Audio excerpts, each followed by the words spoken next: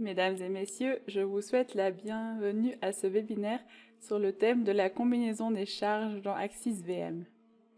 Je suis Gabrielle Muller et je suis aujourd'hui accompagnée par mon collègue M. Peter Walker qui répondra à vos questions si vous en avez. Pour poser des questions, il suffit d'agrandir l'icône de l'application GoToWebinar. S'ouvre alors cette fenêtre et sous questions, vous pouvez saisir votre question pour M. Walker. Voici le modèle que nous allons étudier aujourd'hui. Dans ce modèle, j'ai défini plusieurs cas de charge avec les charges suivantes. Premièrement, j'ai le cas de charge du poids propre.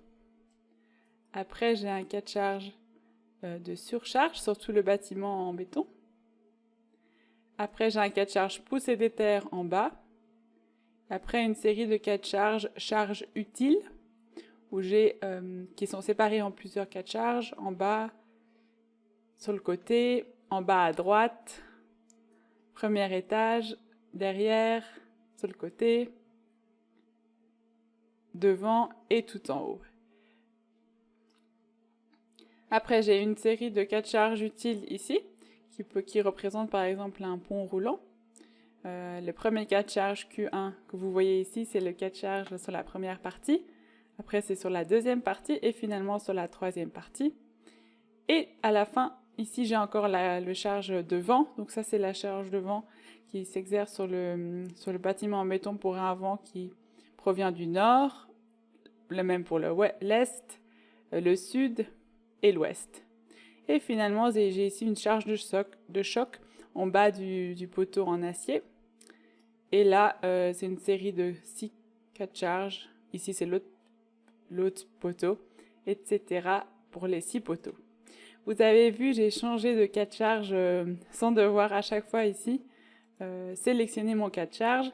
Comment j'ai fait ça? J'ai défini un raccourci clavier avant. Et cela, j'ai fait ça sous paramètres. Et après ici, raccourci clavier. Et donc ici, vous voyez cas de charge précédent et suivant. J'ai défini une combinaison sur mon clavier. Du coup, c'est la raison pour laquelle les cas de charge ont changé rapidement sans que vous voyez forcément pourquoi et comment. Ici, dans cet onglet-là, je peux voir le résumé de tous les cas de charge que je viens de vous présenter. Pour l'instant, ils sont tous dans la rubrique non groupée, ce qui veut dire qu'ils ne seront pas combinés lors du calcul, ils seront tous traités de manière indépendante. Pour les combiner, il faut maintenant que je les que je définisse des groupes de charges, ce qu'on appelle des groupes de charges.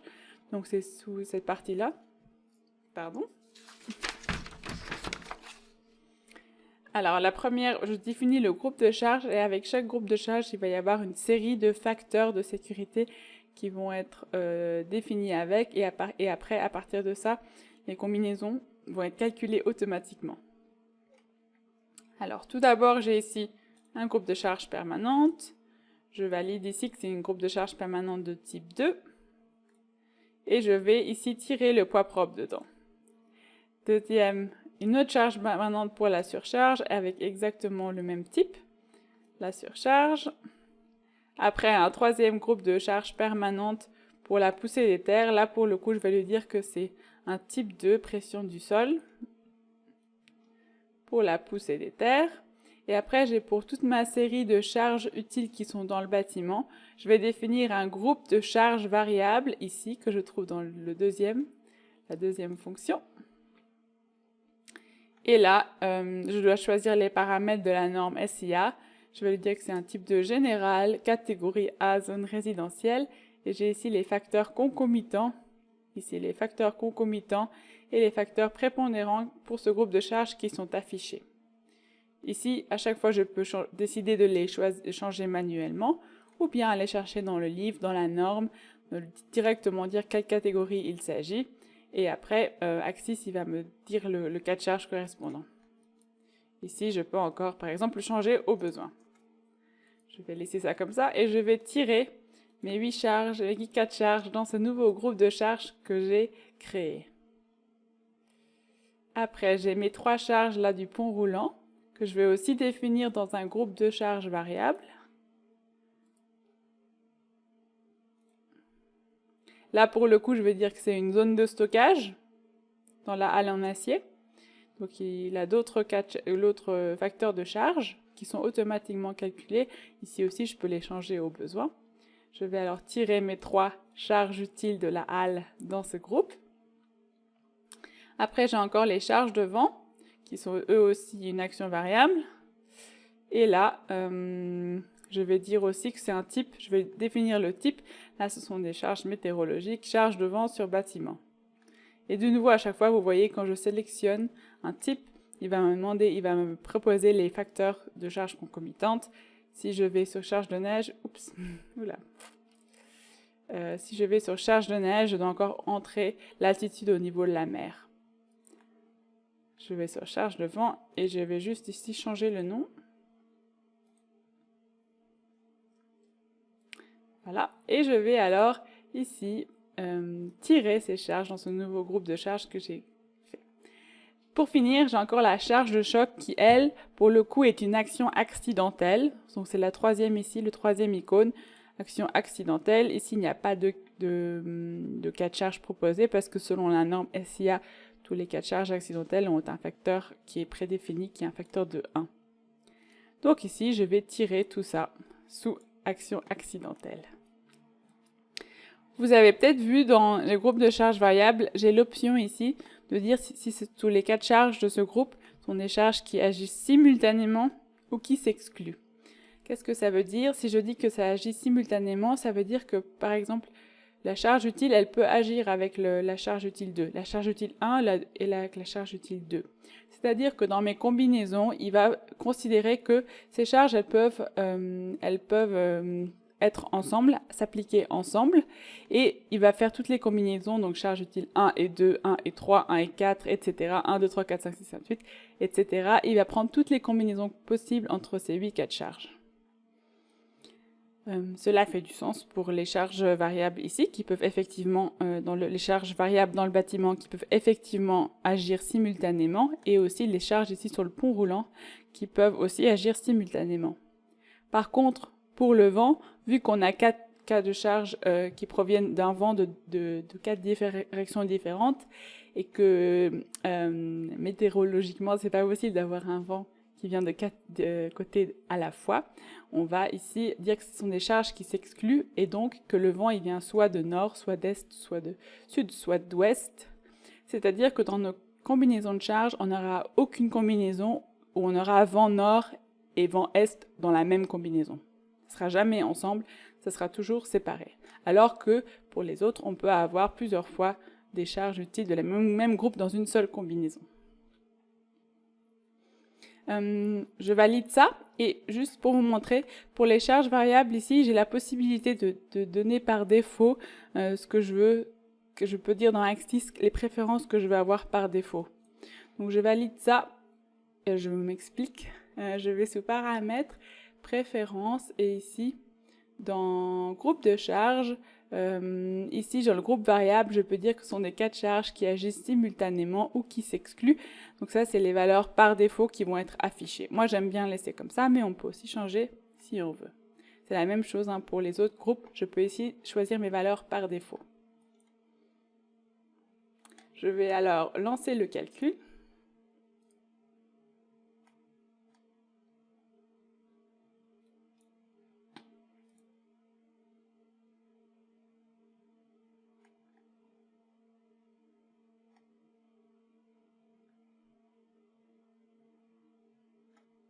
Voilà. Qu'est-ce que je vais aller voir tout d'abord? D'abord, je vais aller voir combien de combinaisons de charges il m'a créé par rapport au groupe de charges que j'ai défini. Par curiosité, je vais aller voir ça. Je me mets sur le registre charges et ici, je vais dans le tableau. Et ici, je vais dans la rubrique combinaison critique calculée. Par cas de charge. Je veux voir tous les cas de charge qu'il m'a générés.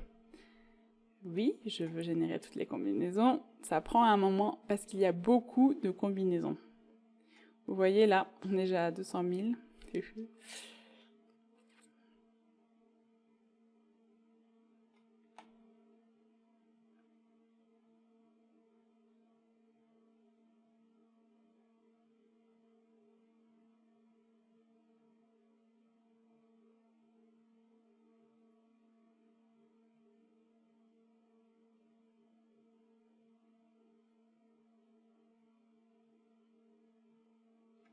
Et là, j'ai tous les cas de charge qui ont été créés. Donc ici, c'est l'ELU. Après, on aura ELS, EL1 type, EL type 1, ça c'est avec la poussée des terres, type 2, etc. Et en tout, j'ai 720 000 cas de charge, combinaisons de charge. Alors, ce nombre de combinaisons de charge ne va pas influencer le temps de calcul, parce que c'est une... par contre, il va influencer l'affichage des résultats, surtout si on veut, par exemple, afficher les résultats critiques maximum, parce que dans ce cas-là, Axis, il va aller analyser les résultats de toutes ces combinaisons pour déterminer laquelle est critique. Donc vous pouvez vous imaginer que s'il doit analyser 720 000 combinaisons pour trouver celle qui donne le résultat le plus critique, eh ben on n'est pas sorti de l'auberge. Du coup, je vais vous montrer quelques astuces pour réduire considérablement ces combinaisons et ainsi faciliter l'affichage des résultats et d'accélérer surtout l'affichage des résultats. Alors, je retourne ici dans mes groupes. Vous avez bien compris, tels qu'ils sont définis, en fait, ici, il fait beaucoup de combinaisons parce qu'il fait, par exemple, une fois le P poids propre sans la surcharge, une fois avec, etc., etc. Et du coup, par exemple, ici, ce qui va réduire mon nombre de combinaisons, c'est de les mettre dans un même groupe et de lui dire que de toute manière, ils vont toujours agir tous, et pas comme avant où il fait une fois une combinaison juste avec le poids propre, une fois juste avec la surcharge, etc. Donc ici, je mets les deux dans le même groupe, et aussi, et si je mets la poussée des terres, je peux la mettre aussi. Il y a juste le facteur gamma G inférieur qui change. Là, je reste conservateur si je lui dis que c'est 0,7. Du coup, je vais le mettre là. Du coup, on a déjà un peu réduit le nombre de charges. Je vais effacer ces deux groupes parce que j'en ai plus besoin. Et je vais aller voir combien ça m'a réduit. Je retourne ici dans mon tableau. Combinaison critique calculée.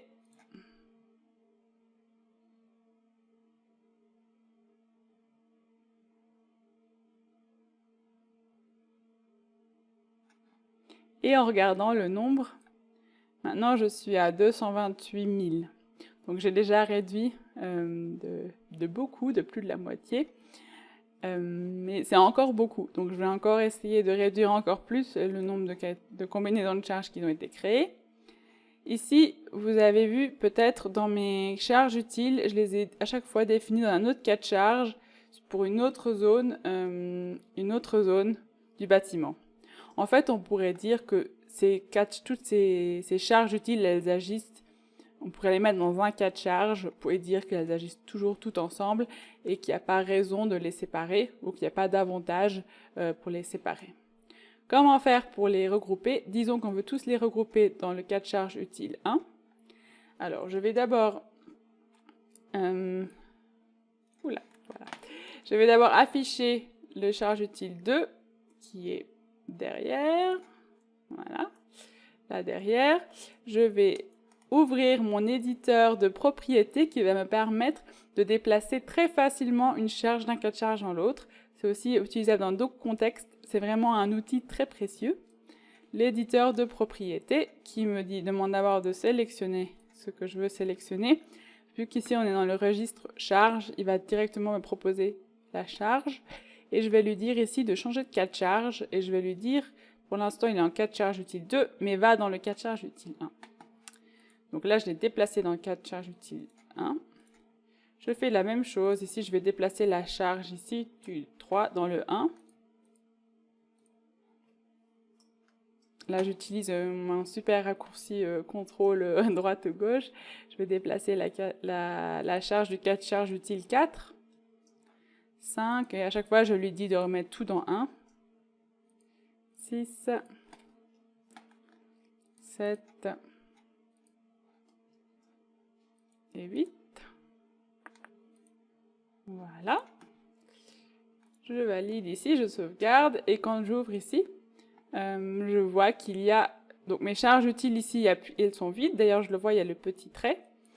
Donc je vais les enlever pour pas qu'il fasse la combinaison, parce que sinon, il va quand même faire la combinaison même s'il n'y a pas de charge. et je le mets dans non groupé. Il faut savoir que toutes les cas de charge qui sont sous non groupés, ils ne vont pas être pris en compte dans les combinaisons pour les groupes de charge. Donc là, déjà, je vais ralentir considérablement, pardon, je vais accélérer considérablement et réduire la combinaison de cas de charge générés. D'ailleurs, maintenant, si j'ouvre ici et que je vais regarder de combien il est, de combien de cas de charge j'ai, déjà, on voit que c'est plus rapide qu'avant et tada, j'ai réduit à 1400. Donc, j'ai réduit de beaucoup, beaucoup, beaucoup. Vous voyez comme on a beaucoup gagné en sortant, en regroupant ici ces cas de charge. Bon, vu qu'ils sont vides ici, je peux les effacer. La dernière chose que je pourrais encore faire pour aider, pour réduire encore le nombre de combinaisons, c'est d'aller ici, sous combinaison critique de groupe de charge, et ici, en fait, fixer une règle pour relier les groupes de charge. Par exemple, je pourrais dire que ça fait pas de sens. En fait, la manière dont c'est fait ici, il va vraiment combiner chaque groupe avec chaque groupe. Permanente, toujours, bon, permanente, elle s'applique toujours, mais il va faire une fois permanente avec var 1, avec var 2, avec var 1 et 2, etc. Il va combiner tout ce qu'il peut. Par contre, je peux m'imaginer de dire que c'est trop conservateur de dire qu'il y a le vent, la charge maximale de vent qui s'agit en même temps que la charge de choc. C'est-à-dire qu'on peut dire, on peut créer une nouvelle combinaison, une combinaison critique de groupe, et dire que s'il y a du vent, il n'y a pas de charge accidentelle. Si on est avec une très grande rafale de vent, on n'a pas de choc au niveau des piliers. Et inversement, si on a un choc au niveau des piliers, on n'a pas de vent. Et de cette manière-là, il y aura dans mes combinaisons aucune combinaison qui va avoir un cas de charge de vent en même temps qu'un cas de charge accidentel. De cette manière, on sépare, on réduit. Et ce qu'on peut faire aussi, c'est, vous voyez, ces petites colonnes liaison de groupe. Je rajoute, je lui dis que je veux relier des groupes et je veux établir une certaine dépendance. Donc je vais lui dire que par exemple la charge variable 1 et 2, elles sont toujours ensemble. C'est-à-dire qu'il n'y a pas je ne veux pas qu'il crée de combinaison. Dans toutes les combinaisons, j'aurai toujours var 1 et var 2. Les deux, soit il y a les deux, donc soit il y a var 1 var 2 dans une combinaison, soit il n'y en a aucun.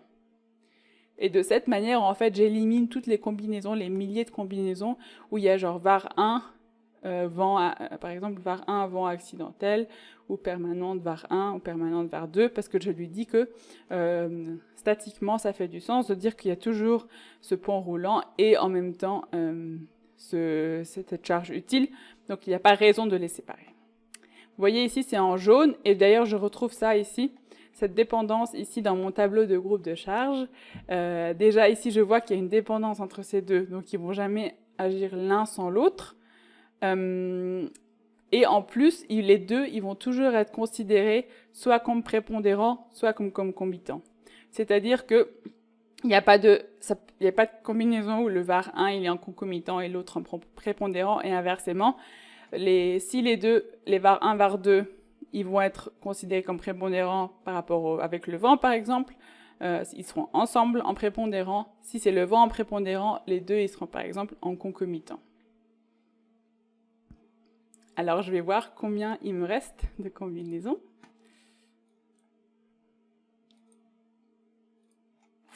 Et là, roulement de tambour, je suis à 572.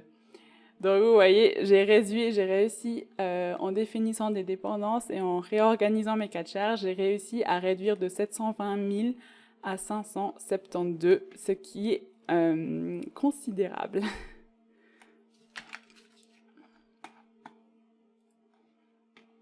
Maintenant, moi ce que je viens de vous montrer ici, ce sont les combinaisons critiques calculées et ce sont les combinaisons qui, sous statique, elles vont apparaître sous critique min et max.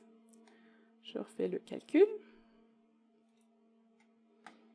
Donc ici, toutes les combinaisons que je viens de vous montrer, c'est les critiques minimum et maximum.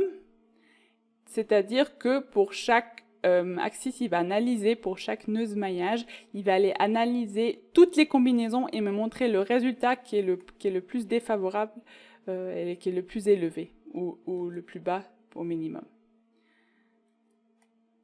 Donc, critique, minimum, maximum, c'est tout pour tous les cas de charge qui ont été créés automatiquement, que j'ai montré tout à l'heure.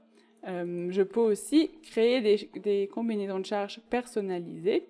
Donc, c'est la rubrique juste au-dessus. Cette définition de combinaison de cas de charge personnalisée, elle n'est pas nécessaire dans la plupart des cas. Vu que lui, il fait tout à l'interne, j'ai pas besoin moi-même d'aller créer les combinaisons que je veux considérer pour la statique. Par contre, il y a le cas, par exemple, quand je fais une analyse non linéaire ou une analyse d'oscillation de fréquence propre. Dans ce cas-là, je veux avoir des cas de charge personnalisés parce que j'en ai besoin. Je dois créer moi-même une nouvelle combinaison de charge. Comment ça se passe? Ici, j'entre un nom, un type. Je vais vous montrer par la suite d'où ça provient. Et ici, j'entre, par exemple, des facteurs, blabla, etc.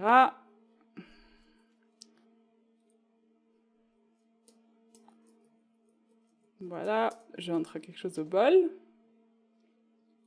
Donc ça, c'est juste la manière moi je peux définir moi-même. Et je peux aussi lui dire de me montrer en fait les combinaisons critiques qu'il a calculées pour que je puisse les réutiliser sans les créer moi-même. Comment ça se passe? Ici, par exemple, je lui dis « Montre-moi toutes les ELS quasi permanentes que tu as calculées ». Donc je sélectionne cette fonction, je valide, et il me montre en fait les 8 combinaisons qu'il a créées à l'interne dans celui-là, mais qu'il va me montrer. Donc là, on est le type c'est ELS quasi permanent. Et ici, j'ai toutes les combinaisons. Je valide. Là, en fait, c'est juste une réorganisation des combinaisons. Je ne dois pas relancer le calcul. Je dois juste sauvegarder.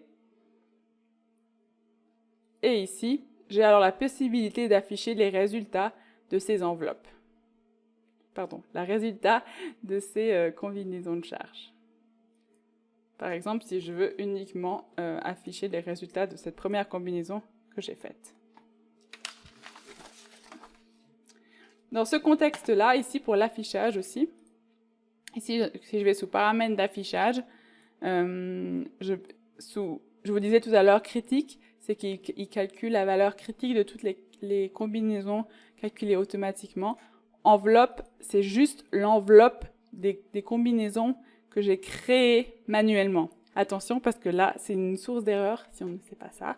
Enveloppe, il ne fait pas l'enveloppe de toutes les combinaisons qu'il a faites, il fait juste l'enveloppe des combinaisons que j'ai définies moi-même. Si là, je vais lui dire de faire une nouvelle enveloppe que j'appelle V binaire, tac, et je vais lui dire de faire l'enveloppe des combinaisons là que j'ai fait tout à l'heure. Donc c'est là les catégories que je vous disais lors de la définition des combinaisons. J'ai le ELS quasi permanent et les combinaisons définies par l'utilisateur. Je vais lui demander de faire, par exemple, l'enveloppe des résultats seulement de cela. Seulement de cela. Et ici, je vais lui montrer les enveloppes, dire seulement l'enveloppe sélectionnée. Donc l'enveloppe V binaire. Et donc ici, il va juste montrer les résultats, l'enveloppe de ces résultats-là. Et là, vous voyez, j'ai l'enveloppe minimum ici de cette enveloppe que j'ai appelée V binaire.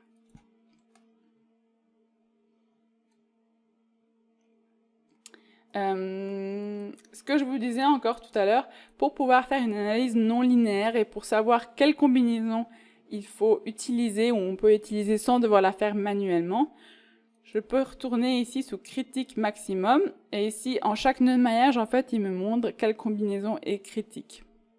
Ici par exemple je veux faire une analyse non linéaire et je veux savoir quelle combinaison à utiliser. Je vais regarder le EZ le plus élevé, donc la déformation c'est en ce point-là. Il me montre, si je clique dessus, il me montre les résultats, les valeurs, et il me montre aussi la combinaison qui crée ce résultat déterminant. Je peux alors le copier ici, je valide, je retourne dans mes cas de charge personnalisés, je les efface juste les autres, et ici je lui dis insérer les combinaisons critiques que je viens de copier. Et là, en fait, il me copie exactement la combinaison dont j'ai besoin. Donc, en fait, je n'ai pas besoin de la faire manuellement. Et maintenant, à partir de là, je peux aller dans statique. De nouveau, je vais juste sauvegarder et pas recalculer. Et ici, pour l'analyse non linéaire, j'ai tout de suite la combinaison dont j'ai besoin. Donc là, par exemple, je vais faire l'analyse linéaire avec celui-là. Et j'ai tout de suite ici. Donc c'est exactement la même chose pour l'analyse oscillatoire. C'est une manière rapide d'avoir la combinaison automatiquement, sans devoir l'entrer manuellement.